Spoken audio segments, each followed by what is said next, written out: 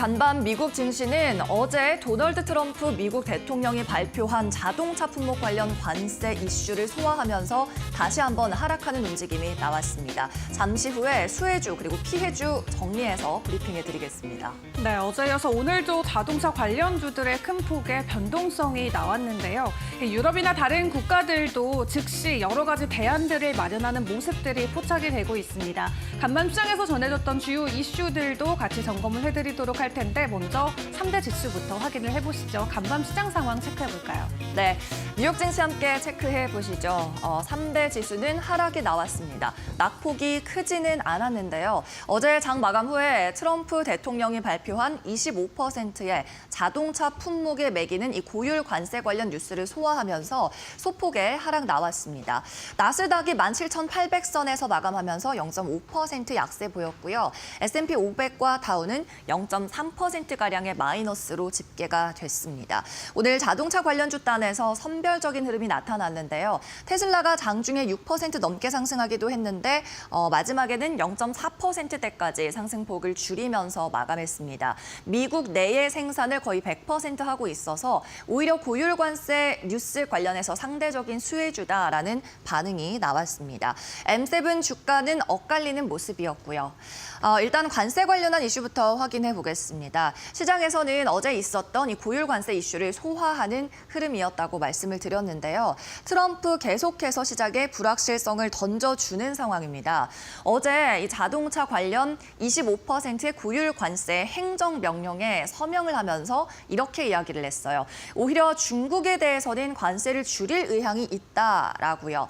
이 바이트댄스가 틱톡에 매각 작업을 하고 있는데 틱톡을 미국 내로 매각할 수 있도록 하기 위해서 관세를 좀 조정해줄 의향이 있다라고 이야기를 했습니다. 결국엔 이 관세를 계속 외교나 무역의 카드로 이용하고 있다는 게 이런 코멘트에서 보였죠. 반대로 유럽이나 캐나다에서는 계속 나의 관세 정책에 반대하는 대응을 할 시에는 훨씬 더 큰 관세로 보복할 수 있다고도 강경한 입장을 내비쳤습니다. 이렇게 우방국과 적국을 가리지 않고 계속 외교적인 카드로 관세 정책을 사용하겠다는 걸 드러낸 트럼프 불확실성은 어쨌든 4월 2일까지 계속 지속될 것 같습니다.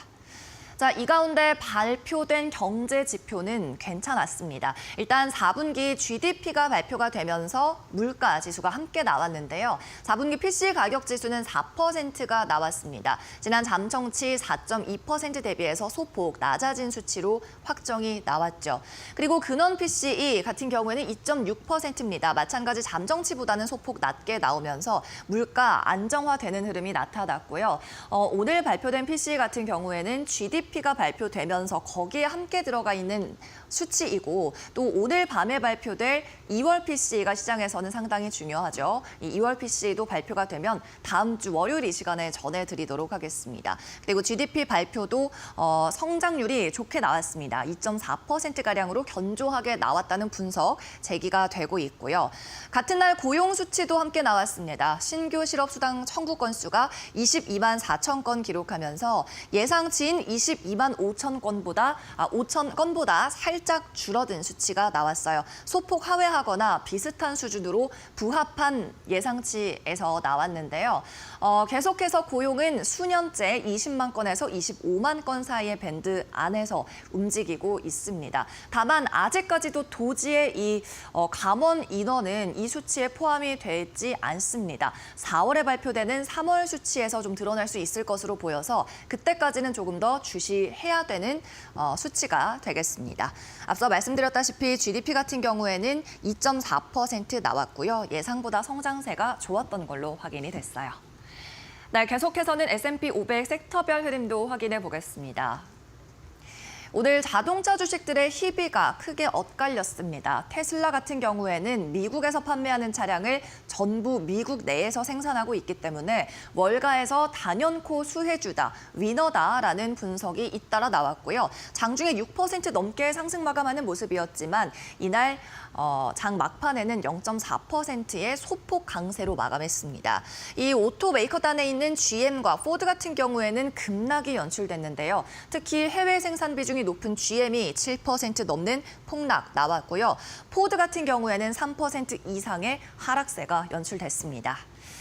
계속해서 M7 기업들은 혼조세를 나타냈는데 아마존이 보합권 마감했고 구글이 2%가량의 상승, 애플은 1%가량의 플러스권 종가 기록했고요. 반도체단은 일제히 좋지 않았습니다. 엔비디아가 2%대 하락 마감하는 모습이었습니다. 네, 계속해서는 종목별 흐름도 함께 체크해 보시죠. 빅테크부터 확인해 보겠습니다. 테슬라 0.4%로 상승폭은 줄이면서 마감하긴 했지만 미국 내에서 생산 우위를 점하고 있다. 그래서 완성자동차 업계 가운데서는 단언코 위너다라는 월가 전망이 잇따라 제기가 됐습니다. 그리고 자동차 부품주 같은 경우에도 기존 자동차를 유지 보수하려는 수요가 늘어날 것이다. 신차 구매보다는 기존 자동차에 대한 유지 보수 수요가 부각이 되면서 함께 상승하는 흐름 나왔습니다. 네, 엔비디아는 마이너스 2%대 약세로 마감했는데요. 코어 위브의 IPO에 앵커 투자자로 참여한다는 뉴스가 전해졌습니다. 이 코어 위브 같은 경우에는 엔비디아가 이미 지분을 6% 정도 가지고 있는 협력사라고 할 수 있는데요.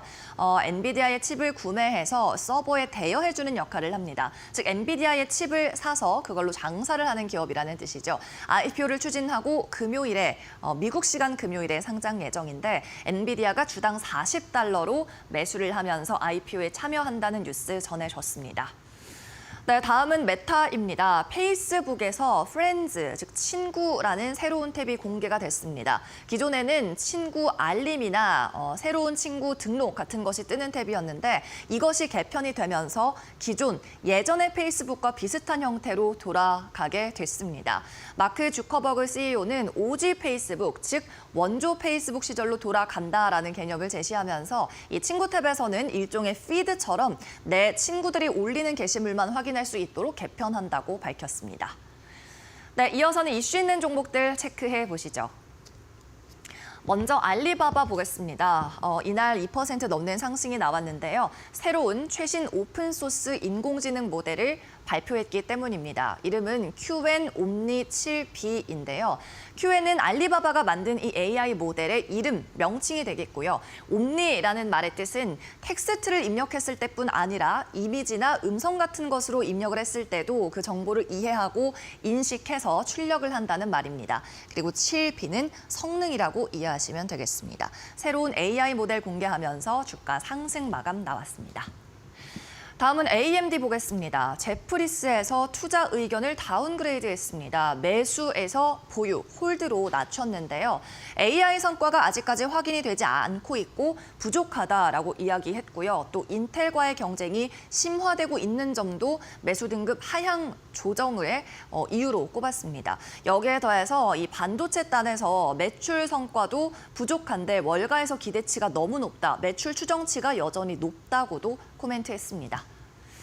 다음은 유비소프트입니다. 레인보우 식스로 유명한 게임 기업이죠. 유럽에 베이스를 두고 있는데요. 게임 자회사를 새로 설립한다고 밝혔고 이 자회사에 중국의 최대 SNS 기업인 텐센트도 12억 불을 투자한다는 뉴스 내용이 전해졌습니다. 다만 유비소프트 모회사다 보니까 이 같은 자회사 뉴스가 크게 영향을 미치지는 못했고요. 1.8%의 하락으로 마감했습니다. 다음으로 이슈 있는 종목 더 확인해 보시죠. 네, 게임스탑입니다. 이날 급락이 나왔습니다. 전날 상승, 급등 나왔고 그 전날에도 상승했는데 이 같은 상승폭을 모두 반납하고도 더 하락하는 흐름이었습니다.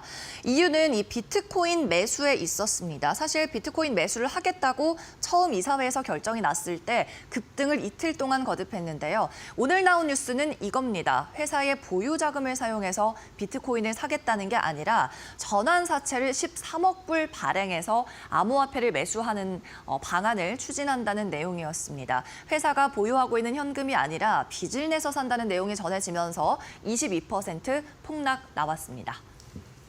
다음은 베린트 시스템즈입니다. 이 AI 기업인데 특히나 콜센터의 상담원들 그리고 고객들의 감정 등을 분석하는 AI 모델을 제공하고 있어요. 이날 13% 급락 나왔는데요. 실적을 발표했습니다만 실망스러웠기 때문입니다. 월가의 추정치는 EPS가 주당 1달러 27센트였는데요. 큰 폭으로 하회하면서 주당 99센트로 마감했고요. 시장 예상치를 하회한 실망스러운 실적에 종가는 13% 급락으로 마무리됐습니다.